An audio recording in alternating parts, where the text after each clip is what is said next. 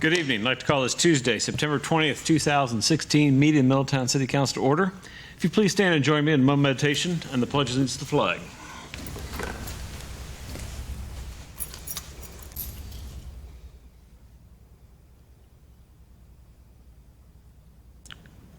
Amen. I pledge allegiance to the flag of the United States of America and to the republic for which it stands, one nation, under God, indivisible, with liberty and justice for all.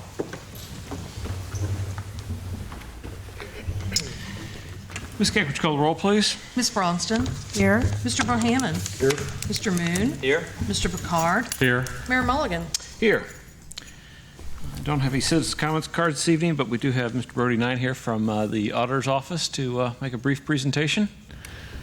Good evening.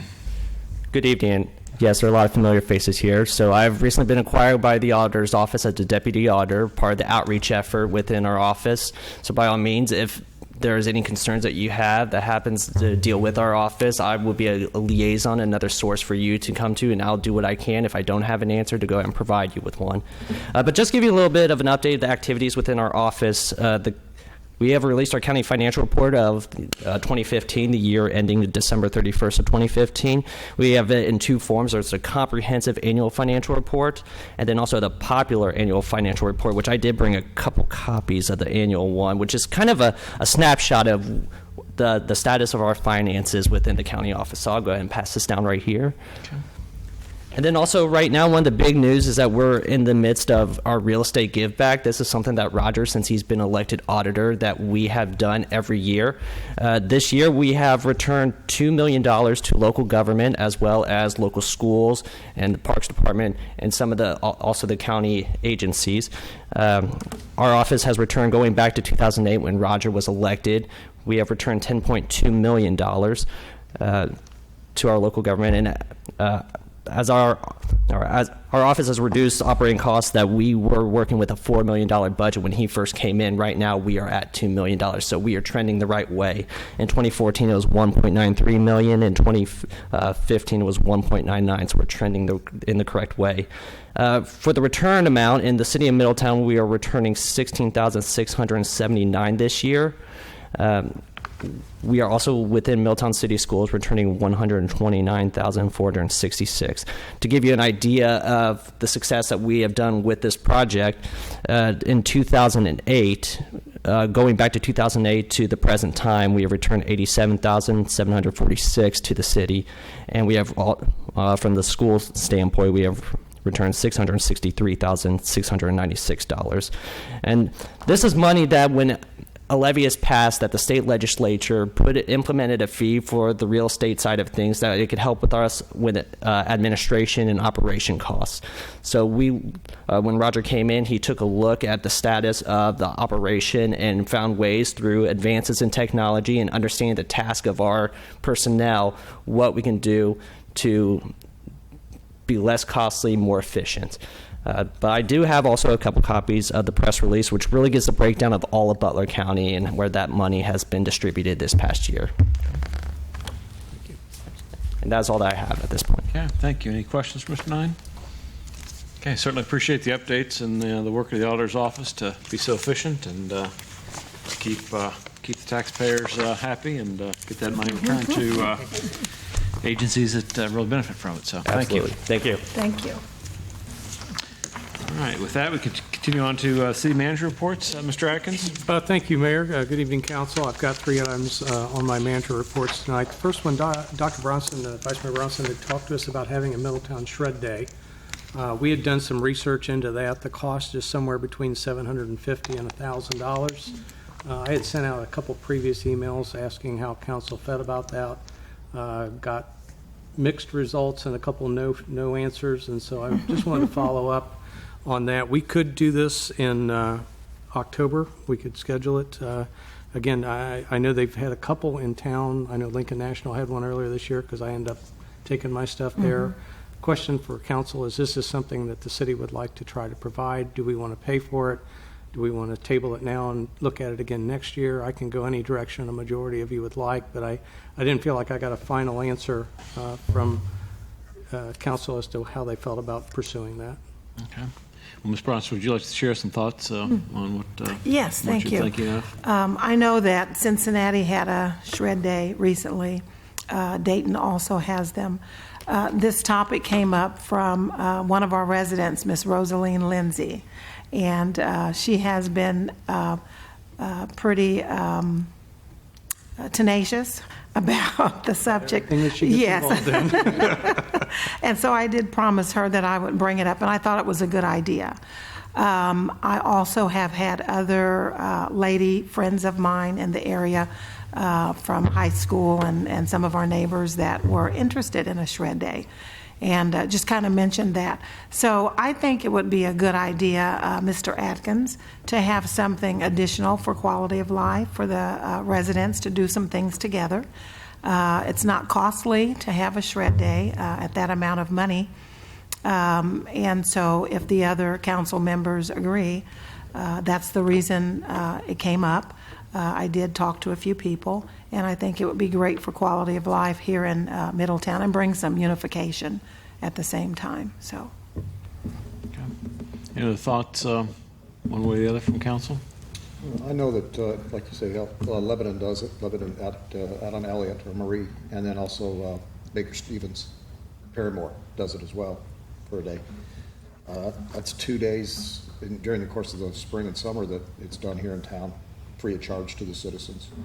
I don't know if we want to spend, and that's $750. You, in your note to us, said we have to find the people to man it. Correct. I mean, there'd be a little bit of overtime, so that 750 is probably 1,000 by the time we have a little bit of overtime to bring someone in. But again, even 1,000 is not, it's not a tremendous amount, but it's real money. Mm-hmm. And so another option would be to look at doing something next year as part of Arbor Day or some of the Keep Earth Middletown Day, Beautiful right. Mhm. activities. Again, I didn't get a strong sense from council either way, and I just needed to know whether I should spend any more time on this or whether I should let it go and until a majority of you have asked me to revisit it. well, spring sounds fine for me. I didn't see the immediate attention that it needed other than to bring the topic up and to kind of get a feel for what everybody thought. So if spring would be fine and it wouldn't be a emergency right now. So Might be a little cheaper at that time too, and I apologize, I didn't mean to interrupt you. No, Councilman that's Moon, but, we already have a lot of volunteers at the Keep Middletown Beautiful Right. event and all that, so that there may be some efficiencies of doing it there, or we could get the cost down to just the cost of having the Right. vehicle here. yeah, I agree with you. Only thing I was going to offer, I don't know if maybe we could partner with somebody that already does it, and, they float the cost, and you put it on your blog, and we put it on Facebook and help them publicize it, and then we're not spending any money. Also, another thing, I could reach out to the people that you said Baker Stevens did it, and I know Lincoln National had done it once because I had been out there. I could reach out to them as well and see again if there's some benefit to splitting the cost and maybe even get it cheaper. Yeah, Lebanon Citizens does it every year. Every year, They have yeah. I'm in there a couple times a week, they have it on their front bulletin, so, it might be worth a reach out. Yeah. Well, would it be acceptable to reach out to some of these other partners and maybe see between Keep Middletown Beautiful and the people that are doing it now, if I could maybe set something up as part of next year's spring cleanup? Yeah, Would that be- I think that'd be good. I'd be, that'd be certainly don't want to. Probably a fairly cost-efficient way if Yeah. we're going to do it, to get involved. Keeps us from competing with the private sector too, and will allow us to put that money towards, really, I think we do better in terms of cleanup that the city can handle in terms of, picking up, tires and trash and debris that, is And maybe that's part littering of the some answer neighborhoods, for stuff next like year that, is so to maybe we- not only have a shredder, but also a little bit of the ability to take some of those bigger, the tires and things Yeah. like that. They're better. I will spend some time working. Okay. I'll Okay. gear my work that way, and that way, when I get some costs and things together, I'll come back with you. Okay. That gives me enough to move forward. Thank you. All right, thanks. Second thing I wanted to go over was Neighborhood Watch. As you're aware, that used to be a branch of the Safety Council. They've lost their funding, which one of their largest grants.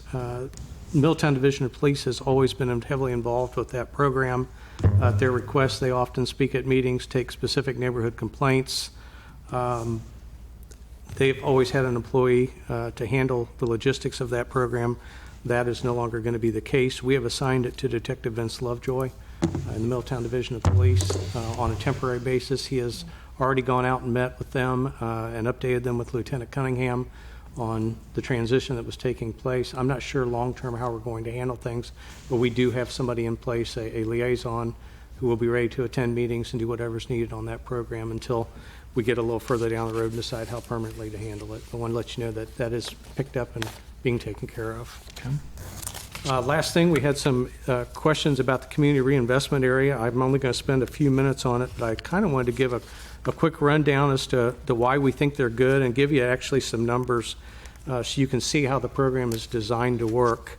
In general, the Ohio Community Reinvestment Area Program is an economic development tool that municipal governments can use to give real property tax exemptions for property owners who renovate existing buildings or construct new buildings in distressed areas. Go ahead, please. Ours was created in 2010 by resolution number 2010-19, and it focuses on the downtown and airport areas of the city. Those were identified as distressed and high poverty areas. The purpose, again, was to stimulate renovation of abandoned downtown buildings by offering tax exemption on the value of new construction. Go ahead, please. The property owner continues to pay existing property taxes on the property before renovation, which means if they buy a building for $100,000 and they put money into it, they're going to continue to pay on whatever the value of the building was when it was purchased. That will go on. The only exemption is for the added value of their renovations that are added to it. Under Middletown CRA, they have to spend at least $5,000 in remodeling costs to be part of the CRA program. They can negotiate with the city on a CRA agreement up to 100% exemption for up to 12 years on commercial properties. To assist in redevelopment, we had also negotiated in 2015 a comprehensive agreement with the school district, which requires us to pay 25% of the exempted property tax to the school district so that they are not losing out completely. They were very happy to work with us on that. That's been a good program for us moving forward. And the CRA program is designed to be a win-win-win. The city wins, the school district wins, the developer wins, and we're going to try to show you quickly an example of how that would work. There was a question about the numbers for this Torchlight Pass that's on tonight's agenda. There's two things in play here that's going to keep us from being able to give you exact numbers. Number one is Amy had bought that building for $145,000. The auditor has it valued at $295,000. She has applied for a reevaluation. Until they do that, we don't know what the starting value is going to be. It could be anywhere between that range, what she bought it for, and the range that it's currently valued at. So I can't give you an exact number. So we'll put some numbers in and guess as we go forward. The second piece is after she does the renovations, the county will be coming out in 2017 and starting to do Middletown reevaluations throughout the city. Once she does the renovations and they come through, we don't know what the appraised value is going to be when she's done. So getting exact numbers is very hard to do, but we're going to throw some just really broad numbers in and show you how it would work. And again, these numbers are made up. They have some logic to them, but they're not real. We will use, for the example, the current auditor value of $295,000 for the example we're going to do, and we will presume that the property doubles in values to $600,000 after she does the renovations. Again, this is just for purposes of showing you how the numbers would play in that scenario. This is directly off the auditor's tax site. The current real estate taxes for this property, including special assessments, and part of that special assessment is money into the TIF fund for downtown, which we can use for downtown improvements. But her total payments, as it is right now, are $10,818 a year. That's as it exists right now. Go ahead, please. This is an oversimplified example, but if the value of the building doubles and you double the taxes, she would then be paying $21,637 and 12 cents. Again, this is just apples to apples. It's not exactly, but for the purposes you can see, theoretically, if the value doubles, she would pay double in taxes. Go ahead, please. Which means over the 12-year period, if we didn't exempt anything, she would pay another $129,822 in property taxes on the increase in value over what she's paying right now. Go ahead, please.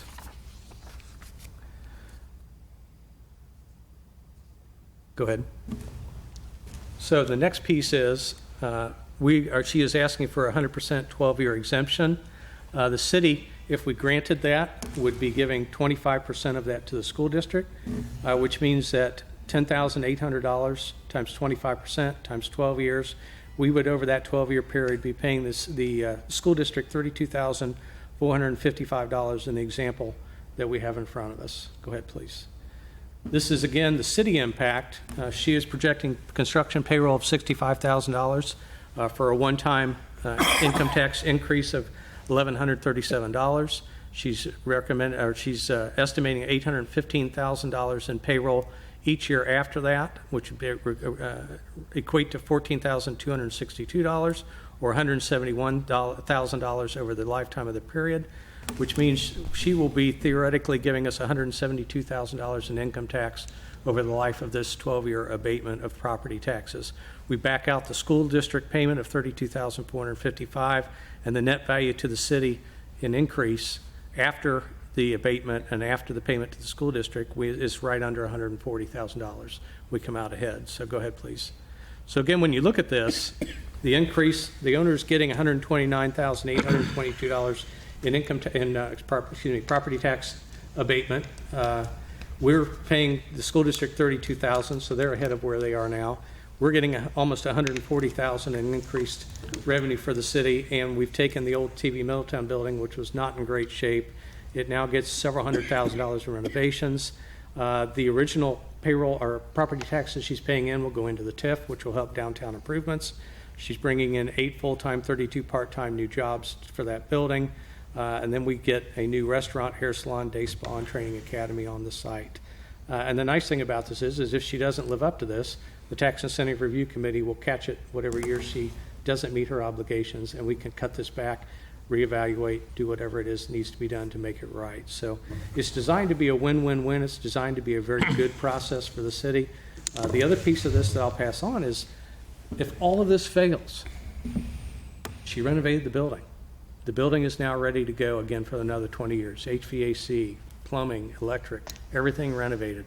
And that's why we think the CRA program is such a great thing for downtown. So I wanted to kind of give you a nuts and bolts so that us and the public would all understand the nature of how this program works and why it's a good deal for the schools, the developer, and the city all at the same time. And that's everything I have, Your Honor. Thank you. Very good. Any questions for Mr. Atkins on his CRA tutorial? All right, well, thank you. With that, we can move to our consent agenda. Ms. Skank?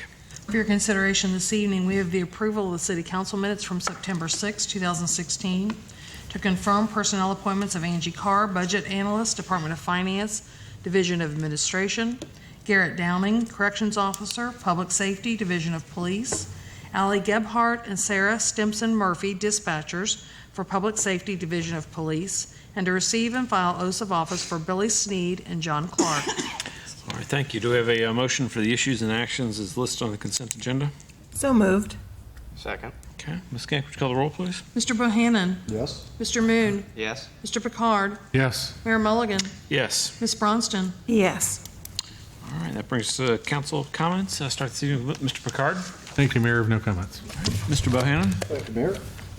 This week I was able to meet with the folks from SELF, the Support to Encourage Low-Income Families, and they brought to my attention the winterization program that they've got in for low-income housing. A lot of people think that this is strictly for owner-occupied housing, and it is not. It's for renters as well, based on their income and based on their utility bills. So if anyone is out there is interested in finding out more about the SELF program that helps on winterization of your homes to lower your utility bills, you can reach me through my phone number or my website here at the city. Also, last Saturday, participated in the Arts Festival. From noon to 3, I was on board, and the weather was fantastic, but I guess right after 3 o'clock when I left, everything went. So I don't know how it went after 3 o'clock, but the 3 hours that I was there, it was very nice. There was quite a few of us there working and doing other things, so just wanted to pass that on. It was a great festival from where I was there. Thank you. Okay.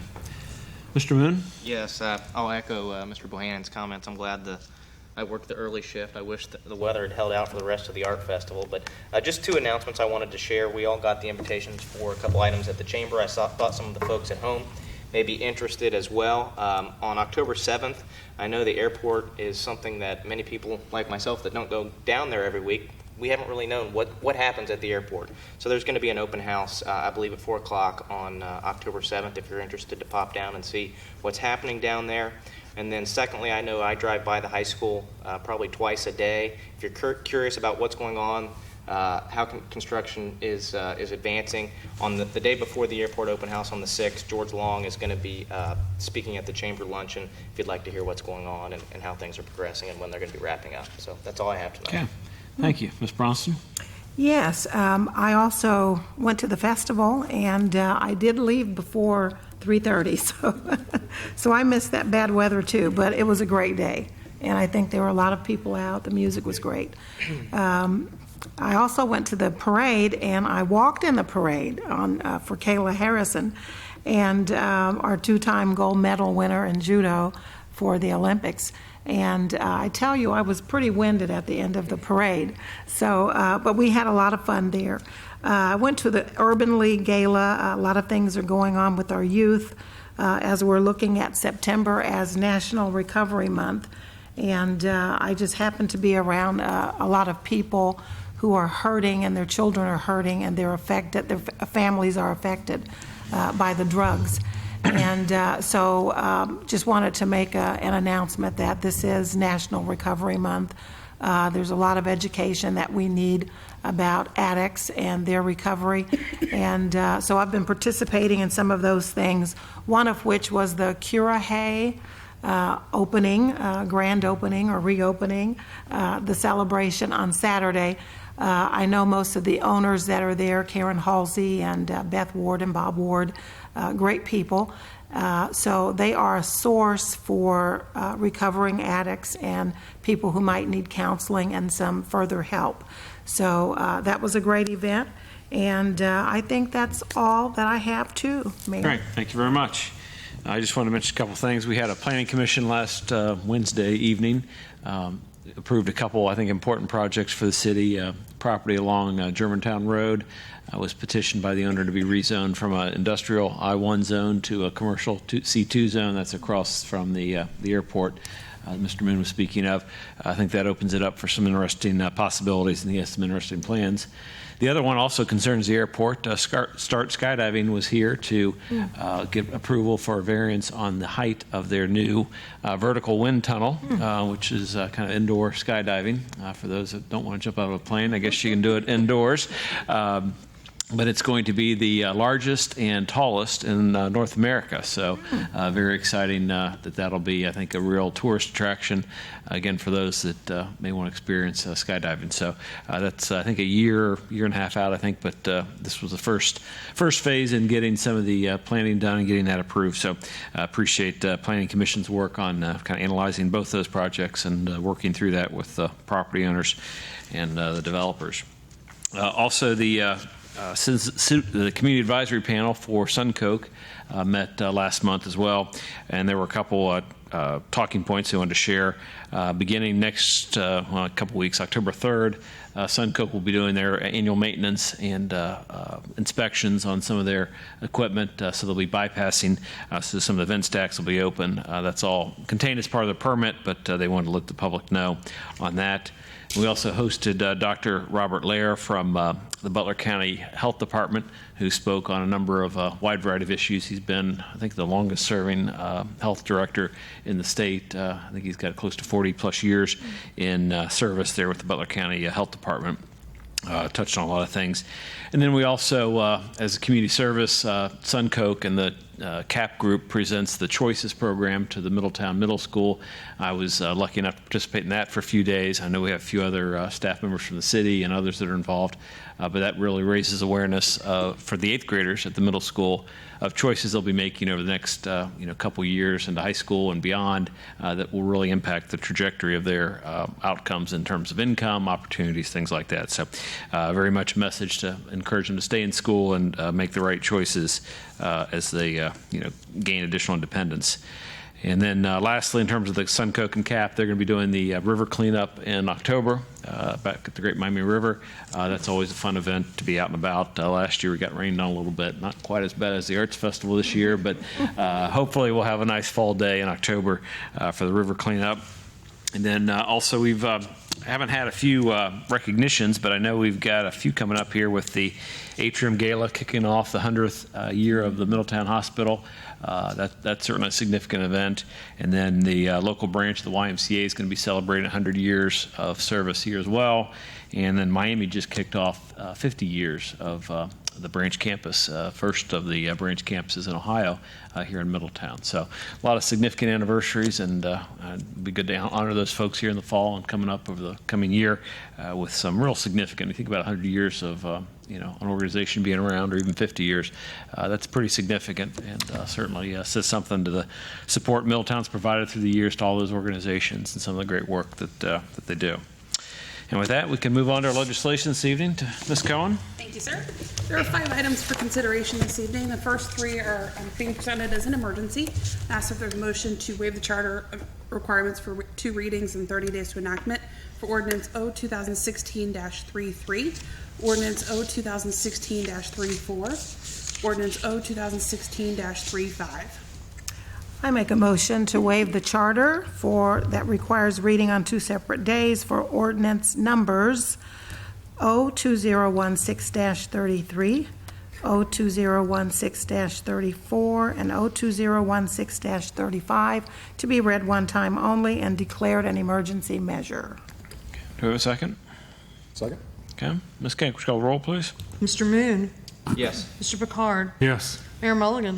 Yes. Mr. Bohannon? Yes. Ms. Bronston? Yes. That takes us to the first matter, Ordinance O 2016-33, an ordinance establishing a procedure for and authorizing a 4th amendment to a contract with Cardno ATC for demolition and remediation of the STM Wren paper mill site and declaring an emergency. Okay, do we have a motion to adopt? So moved. Second. Mr. Atkins? Yes, Your Honor, there's a little bit of additional work that was required out at the STM Wren site. Economic Development staff assures me that this is the last, although they've done that before. And I do say if there's a 5th amendment, I will probably waive my policy of not having department heads here, and I may let them present it next time. But the work is required for the EPA, and it has been verified, and it's in good order, so I would ask council to consider passing it. All right. Thank you. Any questions, Mr. Atkins? This wasn't part of an original contract. I mean, since I'm new on this, The EPA keeps coming back and go, yeah, you're done, but except for this. Oh. And so we have to stop and do whatever it is the EPA tells us to do. And theoretically, this is the last piece. And much of this has been funded by a brownfield redevelopment grant, so. Correct. Not direct cost of some, but these projects certainly have drug out a little bit, so. All right, with that, Ms. Kank, would you call the roll, please? Mr. Picard? Yes. Mayor Mulligan? Yes. Ms. Bronston? Yes. Mr. Bohannon? Yes. Mr. Moon? Yes. Thank you. Matter 2 is Ordinance O 2016-34, an ordinance authorizing a contract with Physio Control Incorporated for the purchase of 4 LifePak 15 EKG monitors and 6 LifePak 1000 automated external defibrillators, or AEDs, and declaring an emergency. Okay, do we have a motion to adopt? So moved. Second? Okay. Mr. Atkins? Yes, Your Honor. Division of Fire has 8 EKG monitors and 6 AEDs located. 5 of those are located at the fire department. One is located at one of the AEDs is here in the city building. 7 of the EKG monitors were purchased between 2005 and 2009. They're being phased out by the manufacturer. We're no longer going to be able to get parts or service for those items. All 6 of the AEDs will meet their end of their life expectancy at the end of October. We will not be able to get those serviced to receive replacement parts either. I had been holding on to this for a while knowing it was coming, but we were lucky this year that we did not have to spend nearly as much repairing fire division vehicles as we had anticipated. So we're asking council tonight to be able to transfer some of the extra money that was not spent in vehicle repairs for the fire trucks and move that up to make this purchase and keep our equipment up to date. So this is a transfer only. Very good. Any questions for Mr. Atkins? All right, Ms. I Skank. will add, and I apologize for this. The reason we're asking for emergency on this is on the state bid, but this new state bid will come out on September 30th, and it's forecasted to go up $6,000. By putting this on emergency tonight, we'll save that $6,000 by getting the order in before the Very end good. of the I month. saw that in the staff report. Okay. Ms. Skank, would you call the roll, please? Mayor Mulligan? Yes. Ms. Bronston? Yes. Mr. Bohannon? Yes? Mr. Moon? Yes? Mr. Picard? Yes. The next matter will be ordinance O 2016-35, an ordinance establishing a procedure for and authorizing a contract with Cincinnati Bell Telephone Company, LLC, for various telecommunications services and declaring an emergency. Okay, do we have a motion to adopt? So moved? Second? Second. Second. Okay, thank you. Mr. Atkins, I know we had a brief update on this last time. Any other updates or? No, Your Honor. This contract will save us about $300 a month. Again, we were asking for emergency so that we can get that $300 now instead of waiting 60 days for 2 readings and Yep. 30 days passage. So saves the taxpayers a little bit of money. All right, very good.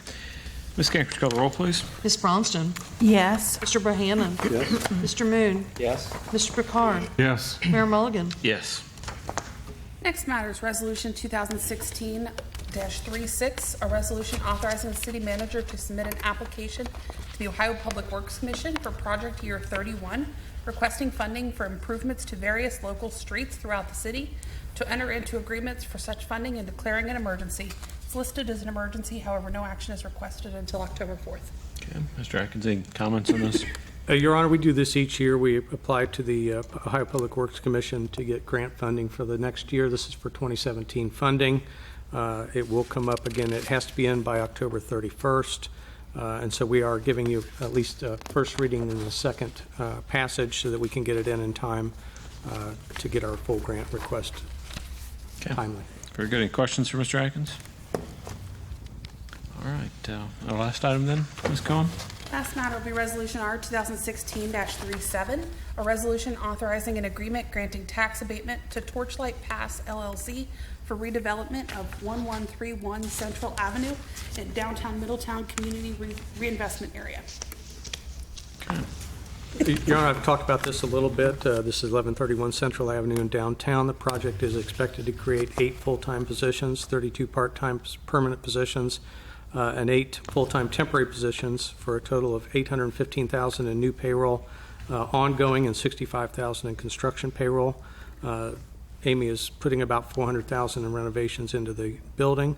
It is designed to house several businesses, including a restaurant, hair salon, day spa, and a training academy, and it's scheduled to be completed by November of this year. Very good. Any questions, Mr. Atkins? Certainly sounds like an exciting project for downtown. Yeah, very much so.